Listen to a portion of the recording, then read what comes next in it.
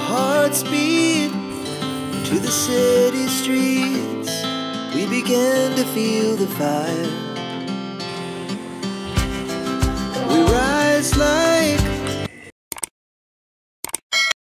নমস্কার, simple lifestyle of joy চ্যানেলের একটি নতুন দিনে স্বাগত জানাই সবাইকে। সকাল থেকেই আজকে ব্লগটি শুরু করলাম।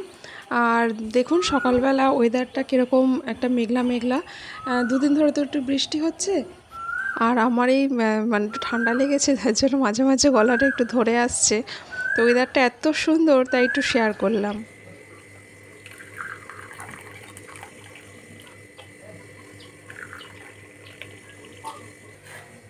সকালবেলা তো চা বিস্কিট দিয়েই সকালটি শুরু হলো।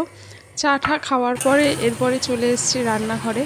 তো পাঁচমিশালি তরকারি একটা করছি, আর তার সাথে করব দেশি রুই মাছের ঝোল। আমাদের রুই মাছটা হলে দেশি রুই মাছই হয় বেশিরভাগ সময়। মানে আমরা চালানি রুইটা খাই না বলতে গেলে, দেশি রুইটাই আমাদের চলে। তাই হয়তো বেশিরভাগ ভিডিওতেই আমি এই কথাটা বলে থাকবো। আজকে সকালে ঘুম থেকে উঠতে অনেকটাই দেরি হয়ে গেছে, তার কারণ ওয়েদারটা খুব সুন্দর তো। আর কদিন গরমের পরে এই যে ঝড় বৃষ্টিটা হলো, মানে বৃষ্টি রানীর একটু কৃপা হলো, তো তার জন্য আমাদের ঘুমটাও একটু বেশ ভালো হয়েছে। গরমে একটু ঘুম হচ্ছিল না, তো সেই ফাঁকে মানে সকালে উঠতে একটু দেরি হয়ে গেছে। আর এই বৃষ্টি হচ্ছে বলে কারেন্টও মানে সেই সঙ্গে পাল্লা দিয়ে কারেন্টও যেন যেতে শুরু করেছে। আর এইদিকে এই যে আমাদের দেশি রুই মাছ, যেটা আমি বলি সব সময়, এই নিয়ে চলে এসছে। আর আমি এটাকে ভালো করে ধুয়ে বেছে পরিষ্কার করে নিচ্ছি, কারণ গায়ে যতই ওরা কেটে দিক একটু আঁশ থাকে, আরও ময়লা টয়লা থাকে, সেইগুলো একটু ভালো করে পরিষ্কার করে নিচ্ছি। আর এই মাছের ব্যাগটাকে ধুয়ে নিচ্ছি ভালো করে। মাছের ব্যাগটা রোজ দিনের মাছের ব্যাগ, রোজ দিন আমি ভালো করে সার্ফ দিয়ে ধুয়ে নিই, ধুয়ে বারান্দায় মেলে দেবো। তো অর্কিদের এই জিনিসটা মানে এই দেশি রুই মাছের ঝোলটা ও খুব ভালো খায়।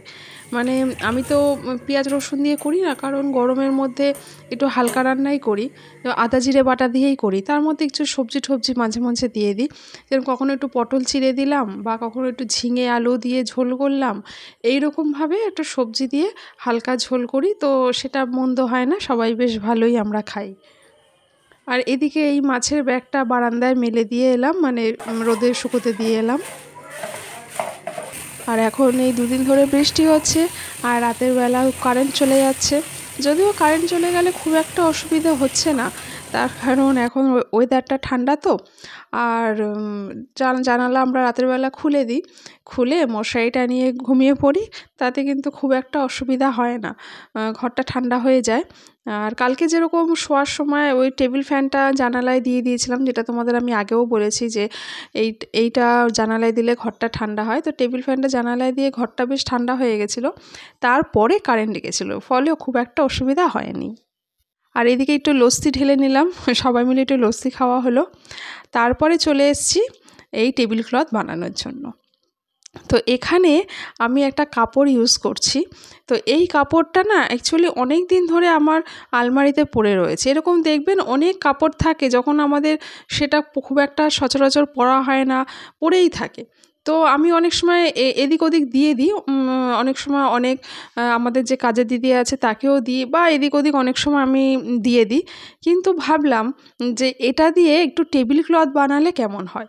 তো প্রথমে টেবিলের মাপটা নিয়ে নিলাম, কতটা আছে সেই বুঝে ততটা মাপে কেটে নিয়েছি। কেটে নিয়ে এই টেবিলের উপরে পেতে দিলাম। আর তার সাথে এই যে রানারটা বানিয়ে নিলাম, মানে আঁচলটা যেটা ছিল, আঁচলটা দিয়ে একটা সরু করে কেটে তার সাথে রানার বানিয়ে নিলাম। বেশ সুন্দর কিন্তু খাপে খাপে ব্যাপারটা বসে গেল, দেখতেও কিন্তু খুব সুন্দর লাগছে। আর সত্যি কথা বলতে একঘেয়ে এরকম টেবিল ক্লথ কি একটানা ভালো লাগে বলুন? মাঝে মাঝে একটু চেঞ্জ করতে ইচ্ছা হয় না? তাই আবার কিনবো এখন, তাই এই বুদ্ধিটাই বার করলাম। তাই বলছি যে এটা তো বেশ ভালোই হয়, শাড়িগুলো পরাও হচ্ছে না, খালি খালি পড়ে আছে। তো এরকম একটুখানি বাড়িতে বসে একটু কাজ করে নিলে পরে, জিনিসটা বানিয়ে নিলে পয়সাটাও সাশ্রয় হয়, আর জিনিসটাও দেখতে বেশ ভালোই লাগে, একটু নতুনত্ব হয়, একটু স্বাদ বদল হয় যাকে বলা যায়। তো কেমন হয়েছে আপনারা অবশ্যই জানাবেন। আইডিয়াটা ভালো হলো না মন্দ হলো বা কাজটা ঠিক করলাম কি না সেটা অবশ্যই আপনাদের মতামত কমেন্ট বক্সে জানাবেন। আমি কিন্তু অপেক্ষায় রইলাম।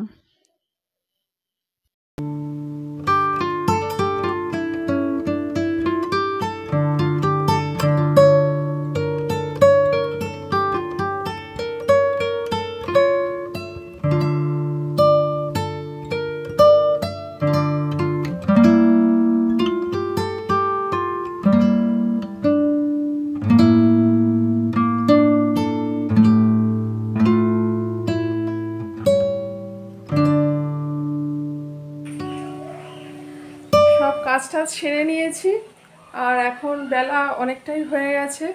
তো ওই অর্কিডটা তো নিচে খেলছে ক্রিকেট, আওয়াজ একটু একটু আসছে, জানি না মানে ভিডিওতে সেটা শোনা যাবে কি না।